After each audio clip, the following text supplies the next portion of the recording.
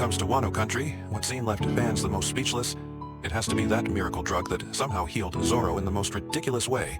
It is always near the top of the list of the most controversial things in the arc. During the great battle on the rooftop of Onigashima, in order to protect Luffy, Zoro pushed himself to the limit and took the full combined attack from Kaido and Big Mom. After that, he collapsed right on the spot. His whole body was basically destroyed, almost like he had been completely paralyzed. But then Saint Oda only needed to wave his hand, and suddenly arranged a so-called miracle drug. Zoro instantly came back at full health, revived right there, then turned around and teamed up with Sanji to beat down King and Queen. And the funniest part is the side effect of this drug. It was clearly said that afterward, he would suffer twice the pain. But in the later scenes, Zoro did not look like he was in pain at all. When he needed to cut someone down, he still cut them down. When he needed to look cool, he still looked cool. The so-called side effect felt like a complete joke.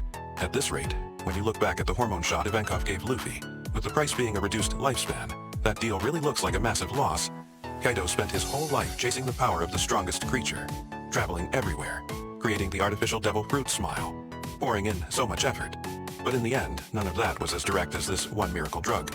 If this medicine was really that magical, then back during the Summit War, if they had given it to Whitebeard, how could he possibly have died? Every time someone is badly injured, just give them one bottle, and in the blink of an eye, they are full of energy again.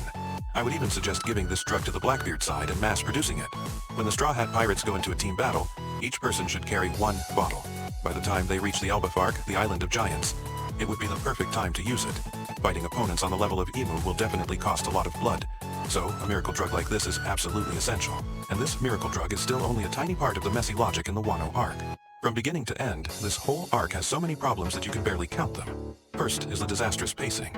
As the longest arc in One Piece history, Wano was honestly both dragged out and boring.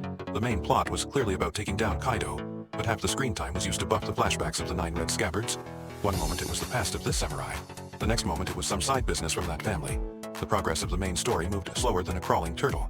Especially Oden's flashback, which dragged on for dozens of chapters.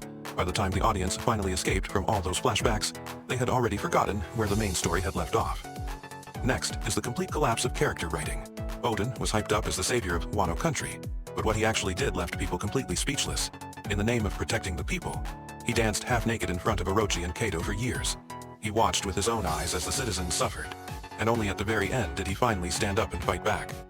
This kind of self-moved, self-deceiving behavior feels painfully ridiculous.